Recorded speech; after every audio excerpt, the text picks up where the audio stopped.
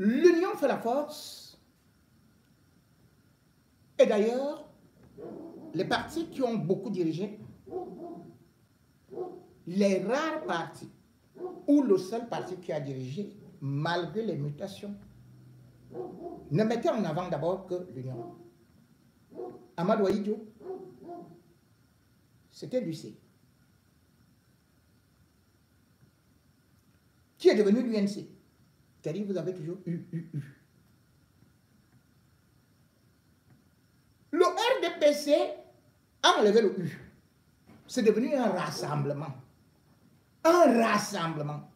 C'est-à-dire on peut rassembler les moutons avec les chats, avec les loups, avec les panthères.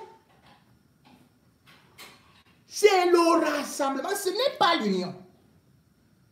Même le parti d'opposition qui existait à l'époque, c'était l'UPC, Union.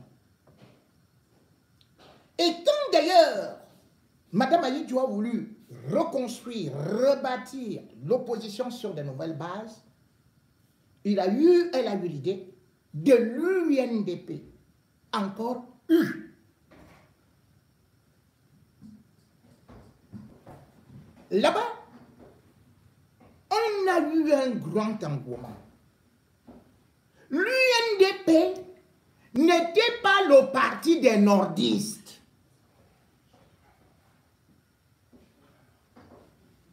C'était le parti des Camerounais. La preuve, c'est que ce n'est pas Bello Bouba qui était président, mais plutôt un ressortissant du littoral. Ahidjo n'a jamais voulu les divisions ou les partis ethniques. C'est un homme qui a toujours considéré le Cameroun comme une nation forte dans sa diversité ethnique. Et ceci a fait une belle cohabitation entre Camerounais. Bello Bouba a donc pris l'UNDP. Et l'UNDP qui était en train de faire de bons scores dans tout le Cameroun a commencé à se réduire au Grand Nord. Aujourd'hui, l'UNDP qui faisait vaciller le RDPC a donc perdu de sa superbe parce que non seulement le parti s'est craquelé avec le départ de Issa Turoma qui est parti aussi créer le FSNC et bien sûr aussi d'autres comme le MDR et tout. Bref, l'UNDP était devenu le parti de la division. Chacun prenait son petit morceau et il partait avec. L'autre prenait, il partait avec.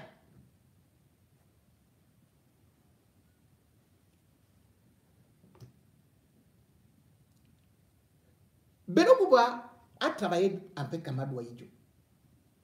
Il a travaillé avec Paul Biya en tant que Premier ministre. Donc, il connaît le rouage du pouvoir. Au moment où le peuple camerounais demande donc le changement, Bello Bouba, suite à la pression de sa propre base, et non par ses intentions, c'est la pression de sa base qui pousse Bello Bouba à démissionner. Et d'ailleurs, il a pris du temps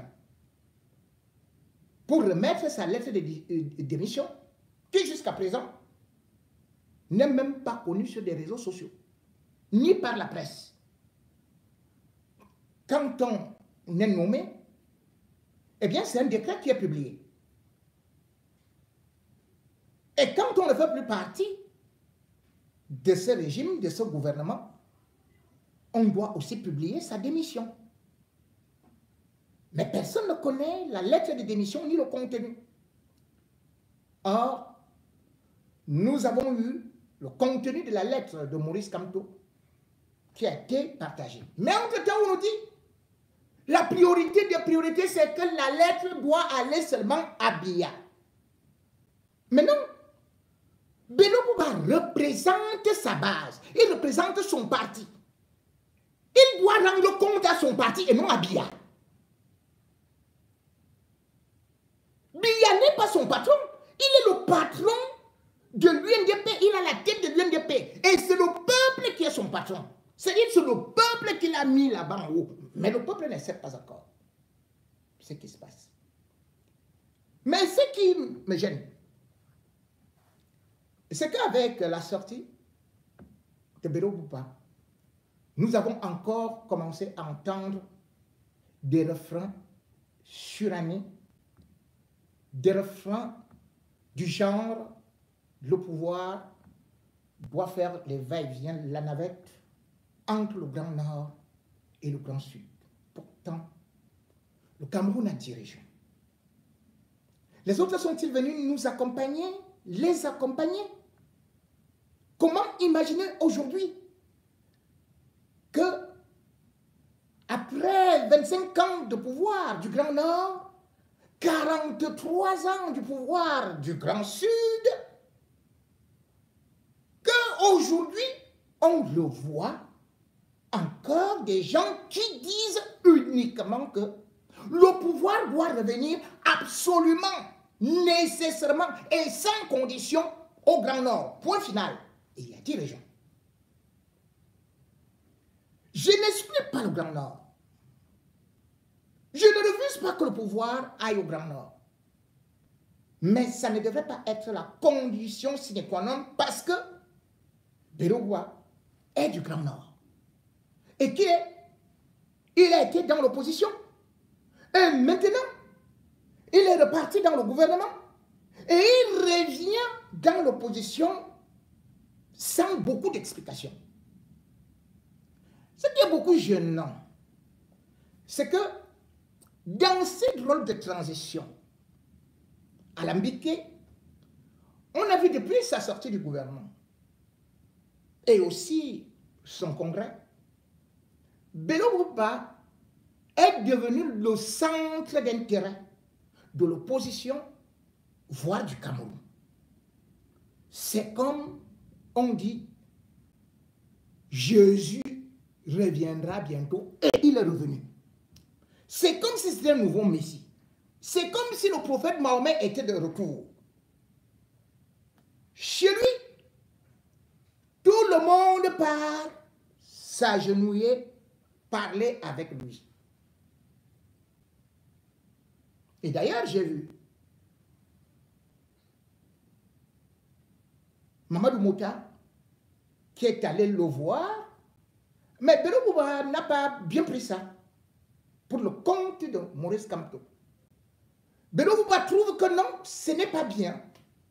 Parce que Maurice Kamto devrait quand même aller le voir et non envoyer Mamadou Mouta. Mais, M. Bello Bouba, vous avez été ministre. Maurice Kamto a été ministre.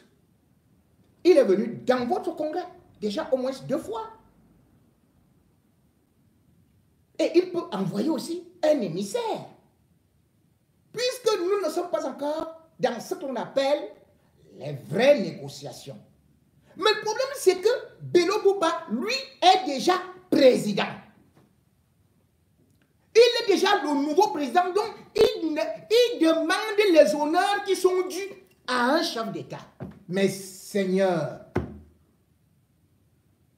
donc on parle de Biya, le demi-dieu. Et maintenant, on va encore retomber chez d'autres demi-dieux qui étaient à côté de Biya.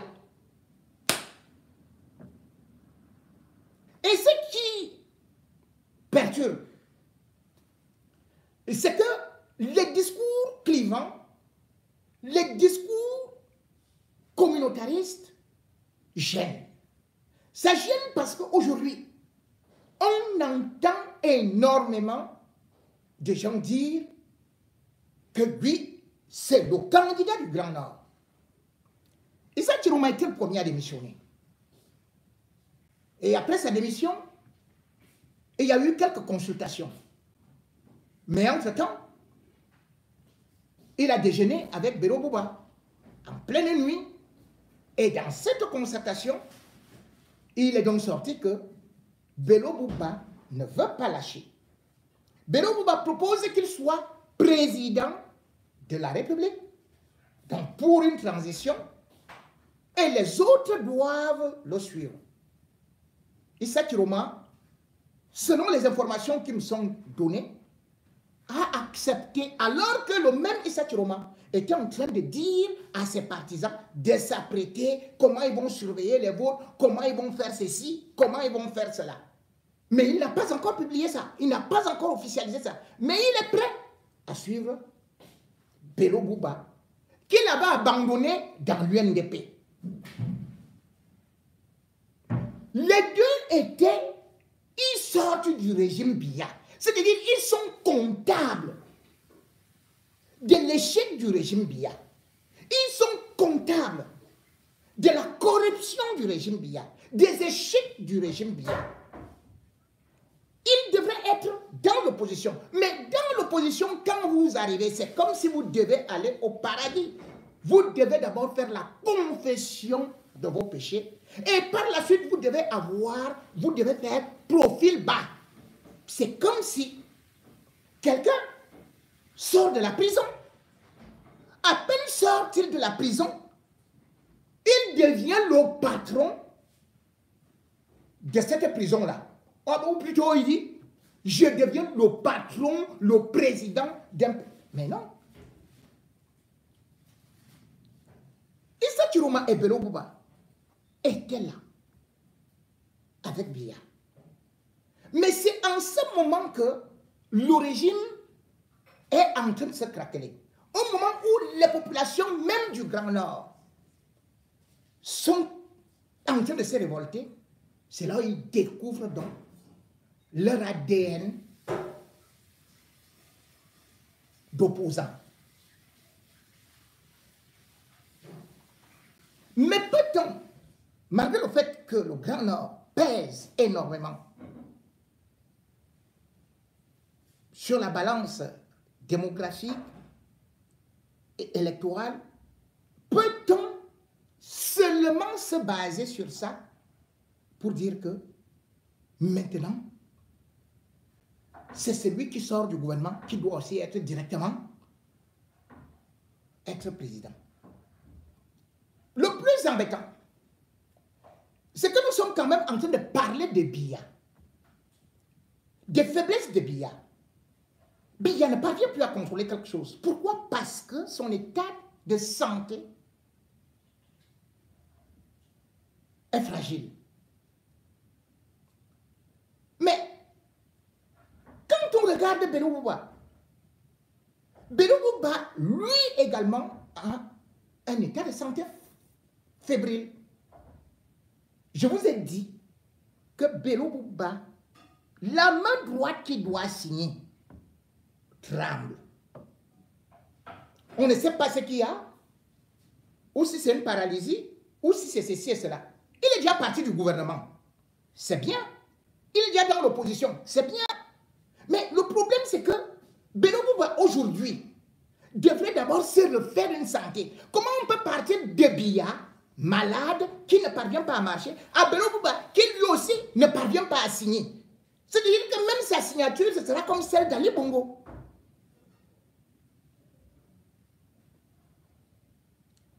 Le retour du Grand Nord,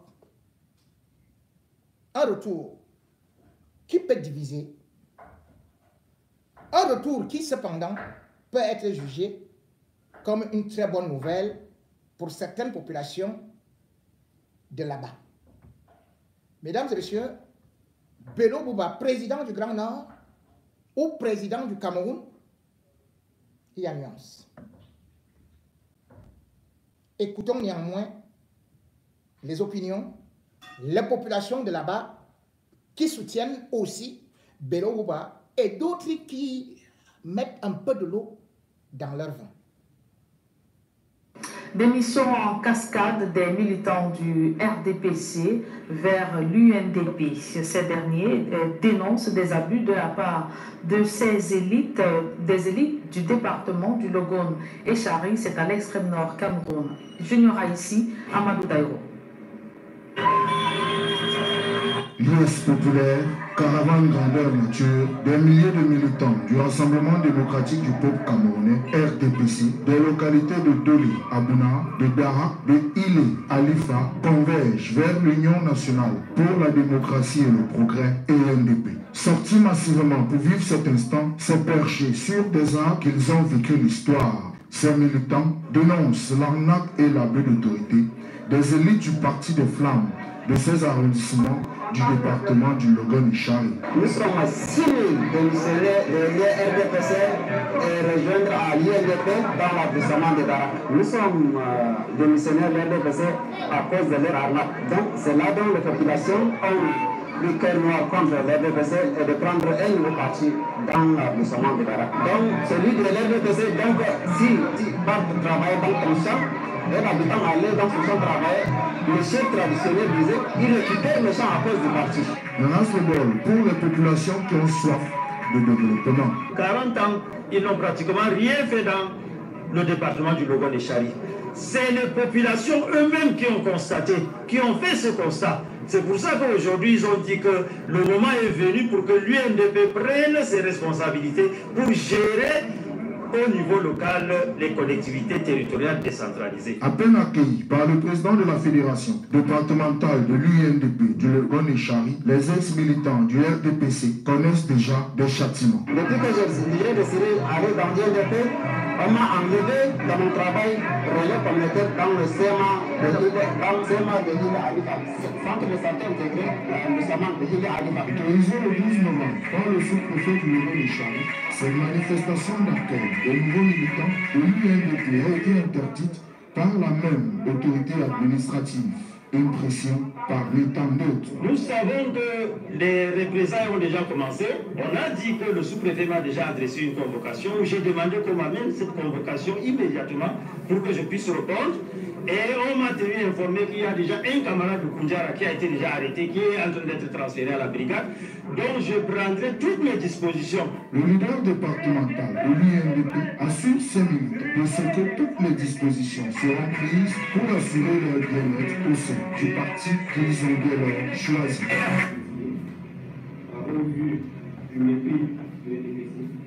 Voilà les démissionnaires.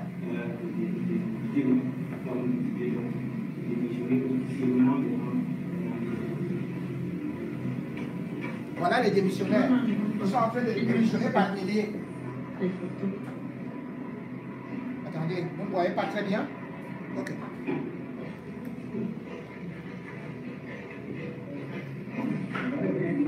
Voilà. Voilà les démissionnaires du RDPC qui courent maintenant vers l'UNDP parce que l'UNDP a une véritable base et que les militants au départ n'ont jamais apprécié ce mariage avec le RDPC qui a trompé.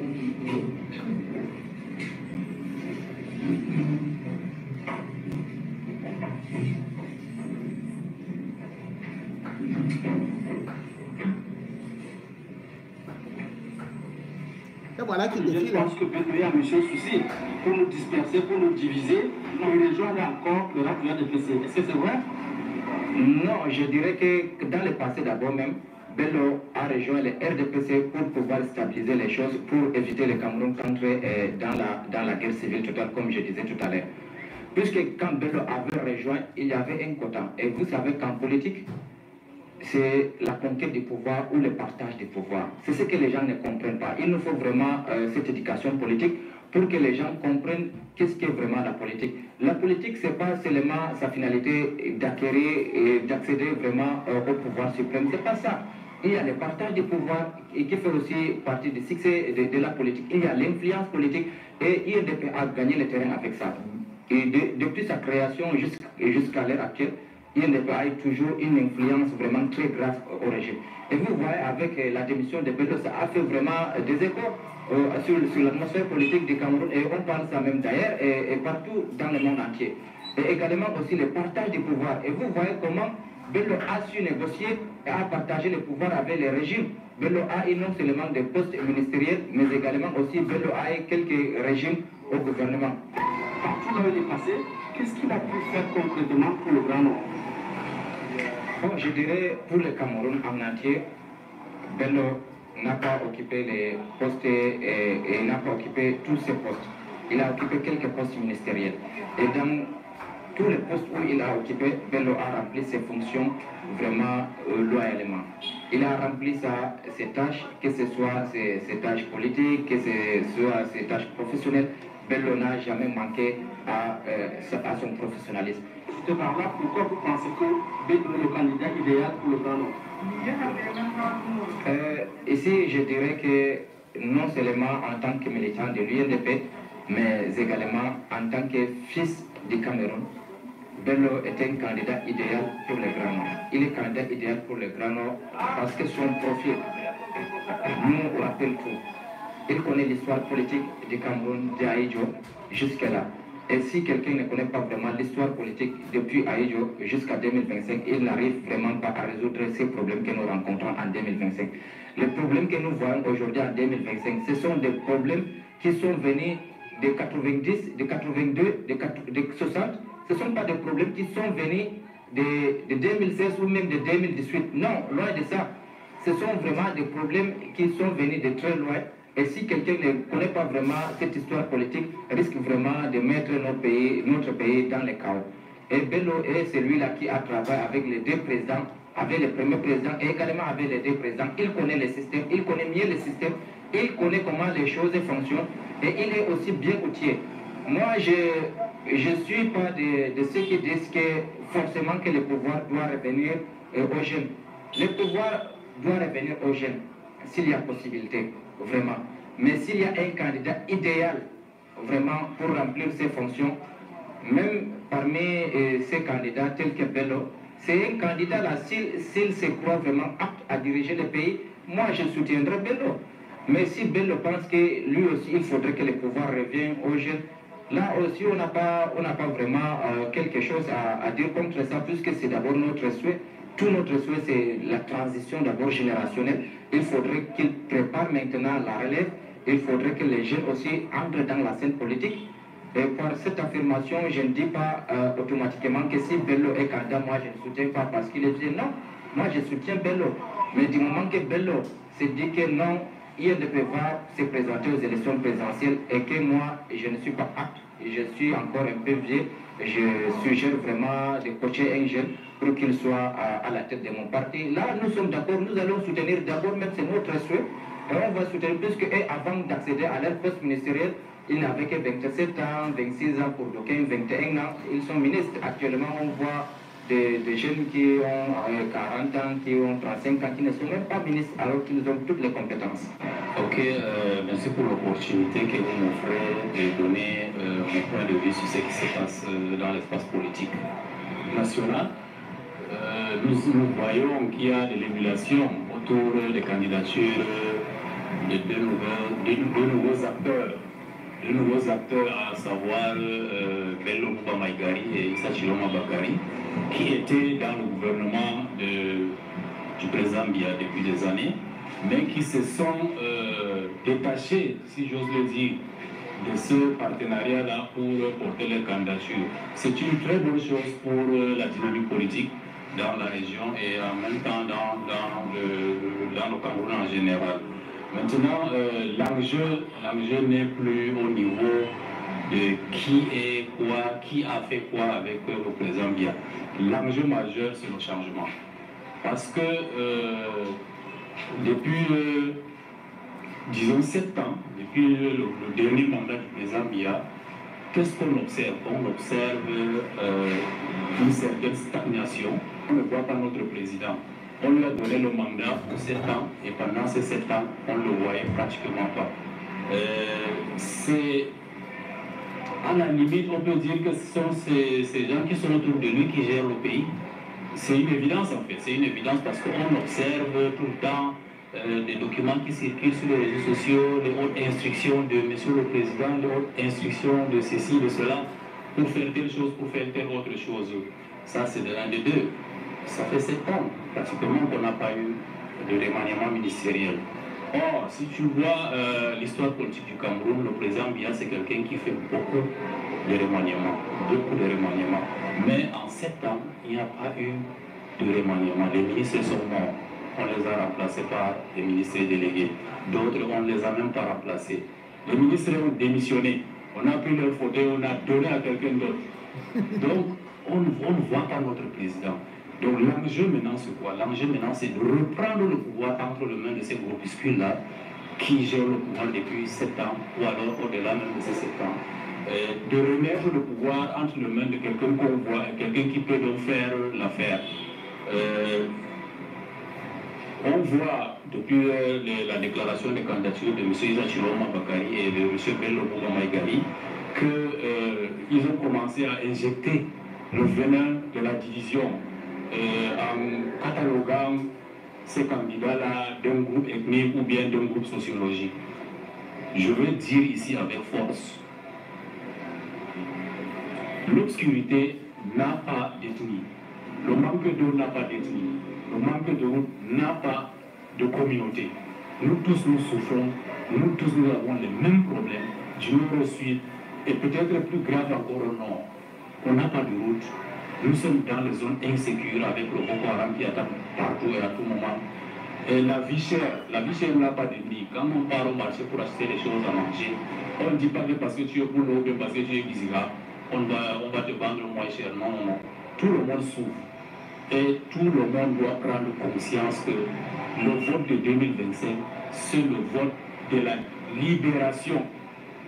On doit libérer le peuple camerounais avec ce vote-là. Et ce vote, c'est un vote de changement, peu importe qui est candidat. Mais ce que nous souhaitons, nous de la société civile ou bien la population en général, c'est un cri qui s'entend tout le temps. C'est la coalition de l'opposition. Les candidats éparpillés là, c'est donner encore plus de chances au RDPC de remporter les élections.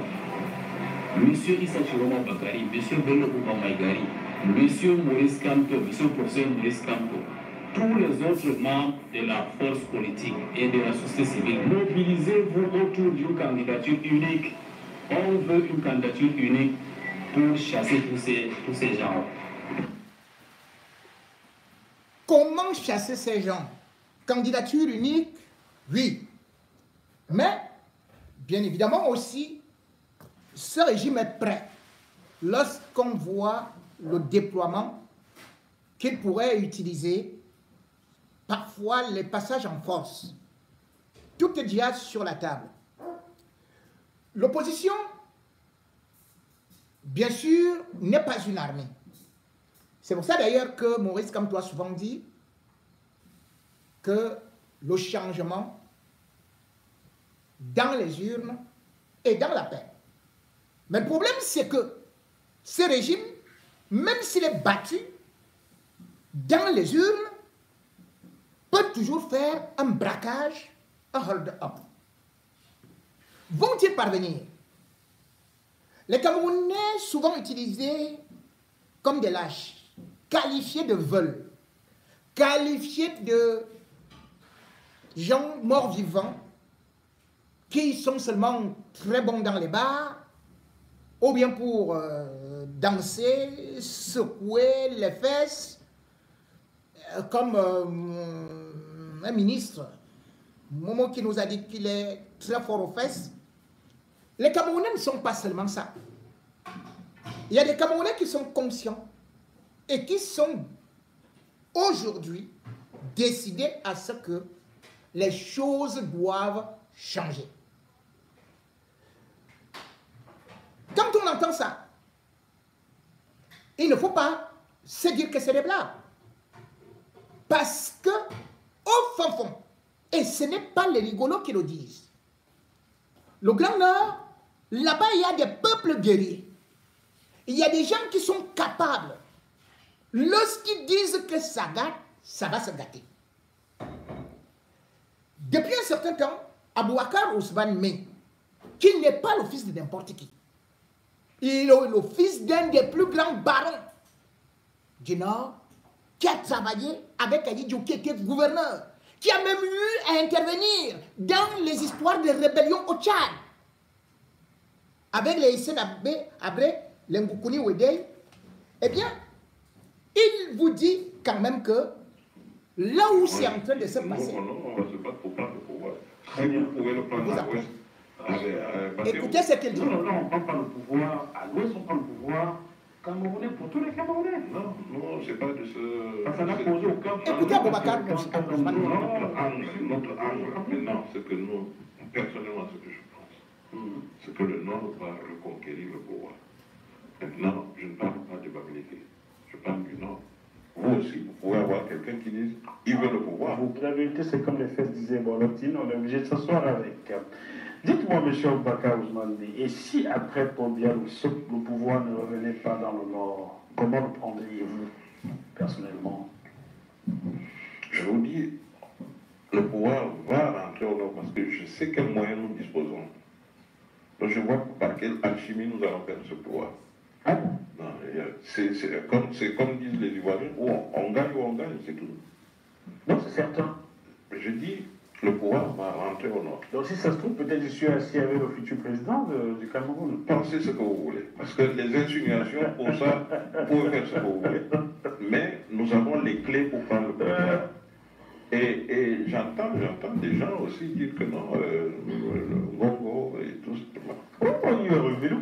On sait que M. Amadou Ali, on cite depuis le début ici, l'homme de Kolofata qui peut plus aller dans son village, élite du Grand Nord, déclarait dans les notes de Wikileaks que, le président Biya devrait se souvenir que c'est le Nord qui lui avait remis le pouvoir pour une suspension, et donc penser au renvoi de l'ascenseur, grosso modo. Mohamedou Bayrou Fadil, vous connaissez? Bien sûr. Tout comme votre confrère, donc mon confrère Dibaï, de l'œil du Sahel, et bien d'autres élites du Grand Nord pensent la même chose. Pensez-vous, comme eux, que le pouvoir doit revenir à un homme du Grand Nord après M. Biya? Je ne pense pas, je le dis. Vous le dites. Je dis que le pouvoir va rentrer dans le Grand Nord. Je ne dis même pas que doit va rentrer, parce que nous savons comment le prendre. Ah, vous savez comment le prendre? Absolument. D'accord. Donc pour vous, comme pour beaucoup d'autres que je connais dans le centre et le sud, un Bamileke ne sera jamais au pouvoir au Cameroun. Ça, c'est l'affaire des Bamileke. S'ils veulent prendre le pouvoir, ils ont des méthodes peut-être que moi je ne connais pas. Ils n'ont pas envie, je ne sais pas. Non. Donc nous, on a envie et je crois qu'on va le prendre. Pour vous, est-ce qu'un homme Bamileke peut diriger le Cameroun? Ça ne m'engage pas. C'est une question qui regarde les Bamileke. Je ne suis pas là pour... Non, mais ça regarde les Camerounais. Vous êtes Camerounais ou pas? Vous êtes Camerounais ou pas? D'accord. La question ne se pose pas de cette manière. Est-ce que vous condamnez ceux qui tiennent de tels propos? Un Bamileke ne sera jamais président au Cameroun. Est-ce que vous condamnez ces propos-là? C'est leur avis. Est-ce que vous les condamnez? Je dis c'est leur avis. Est-ce que vous les condamnez? Je suis pour un Cameroun apaisé. En début d'entente, je vous ai dit, nous sommes sur la base de la piste d'Aïdio. On veut être comme on était à l'époque. Chers téléspectateurs, je vous ai dit, Bamileke, je veux formuler ma question. Est-ce que vous condamnez les propos de ceux qui éliminent de facto une frange de la population disant telle, là surtout, les Bamileke ne seront jamais au pouvoir au Cameroun? Est-ce que vous les condamnez, vous, Aboubacar Ousmane? Je vais revenir encore sur ce que j'ai dit. Je ne suis pas le procureur.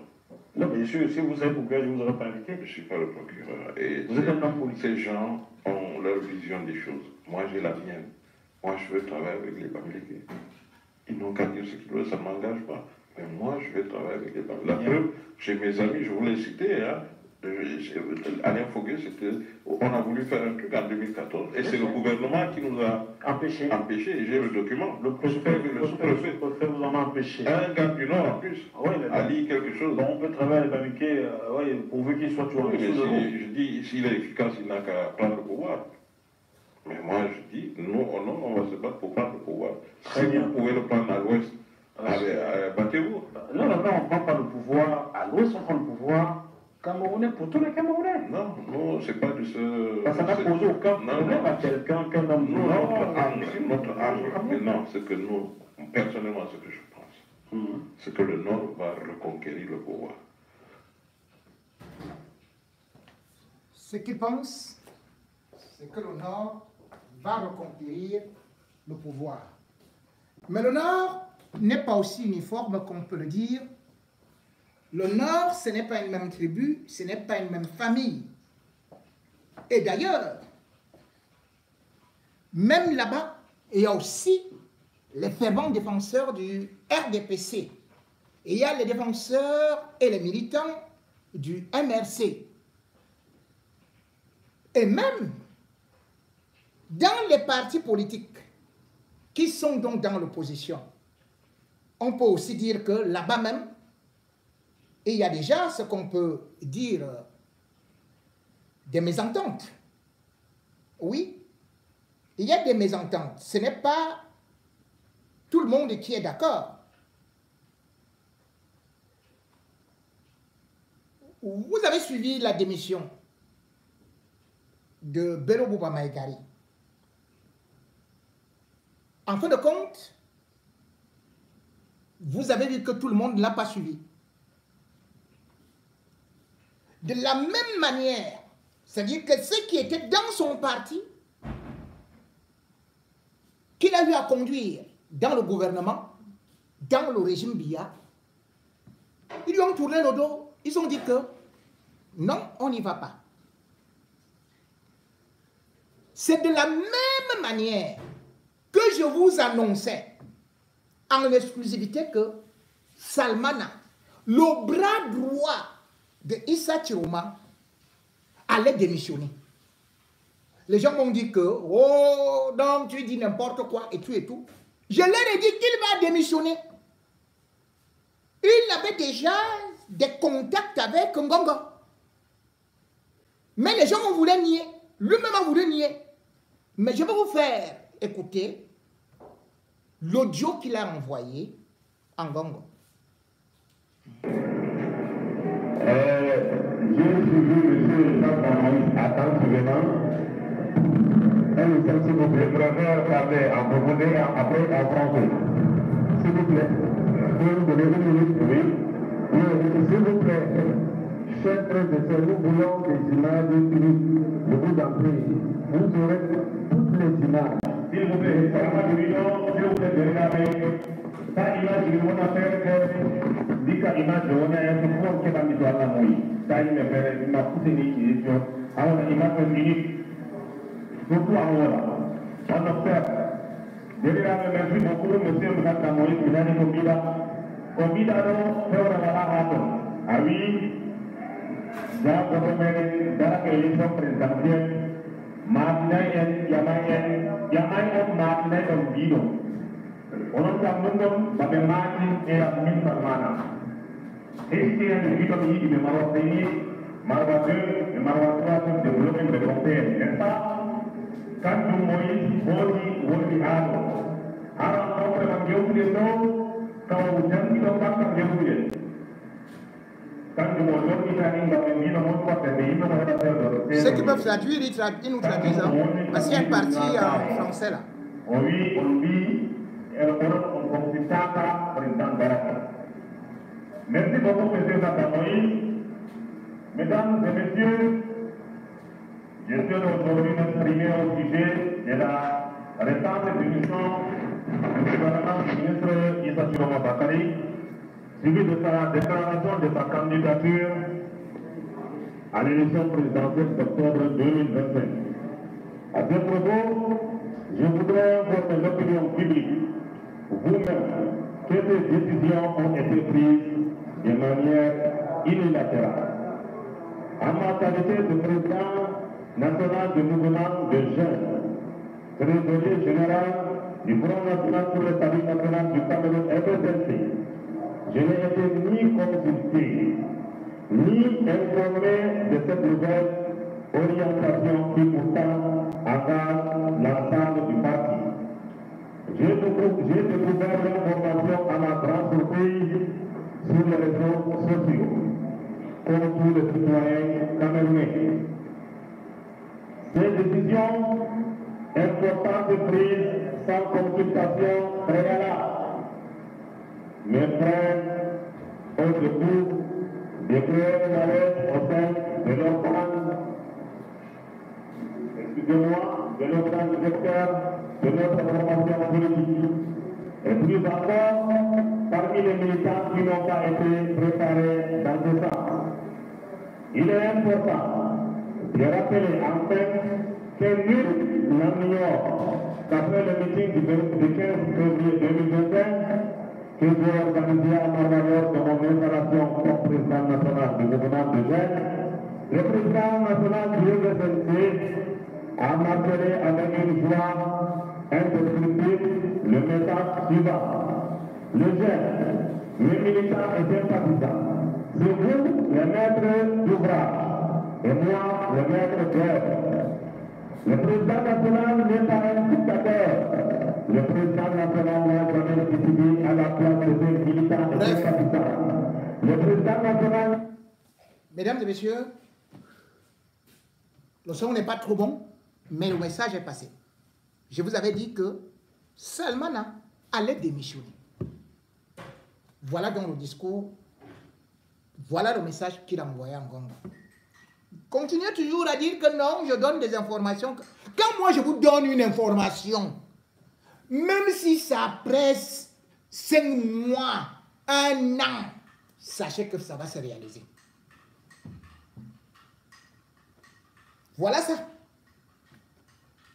Et il y aura encore d'autres défections. Mais pas seulement du côté de Bello Bouba Dissa Chiroma, mais aussi du côté du RDPC. Cependant, comme j'ai dit, une seule région, une seule ethnie, c'est impossible d'avoir l'élection au Cameroun. Il faudrait toujours chercher au niveau de l'opposition quand on y entre, quand on y revient, il faudrait savoir tendre la main. On n'est pas le super Rambo, on n'est pas le super Dieu, on n'est pas l'homme fort qu'on attendait, on n'est pas celui qui vient sauver la nation. On a trouvé les autres qui avaient déjà commencé des constructions et on ne vient que comme maçon aussi avec sa cruelle monter la maison. L'opposition doit se construire comme une maison. Sinon, nous irons dans une succession de sécessions. La preuve, depuis qu'on entend parler des candidats à l'élection présidentielle, on a oublié carrément le nord-ouest et le sud-ouest. Qui est donc candidat là-bas? Non, on n'en parle pas. Et pourtant, on dit que le Cameroun est bilingue, que le Cameroun est uni et indivisible. Donc, il n'y a personne, aucun anglophone qui peut aussi avoir le pouvoir. Seuls les francophones sont intelligents. Seuls les francophones doivent diriger le pays. Seuls les francophones sont honnêtes. Puisque de toutes les façons, les francophones, voilà, puisque tous les pays qui ont été gérés par la France, ils sont très développés. Tous ceux qui ont été, bien évidemment, toutes les parties ou les pays qui ont été gérés par le Royaume-Uni sont très sous-développés. C'est ce qu'on veut dire. En faisant donc de l'élection 2025 le ping-pong entre le nord et le sud, le grand nord et le grand sud, ou bien un jeu entre francophones, on met une autre crise et on donne finalement raison aux anglophones qui disent que mieux ils quittent le Cameroun, ils créent leur pays, l'Ambazonie.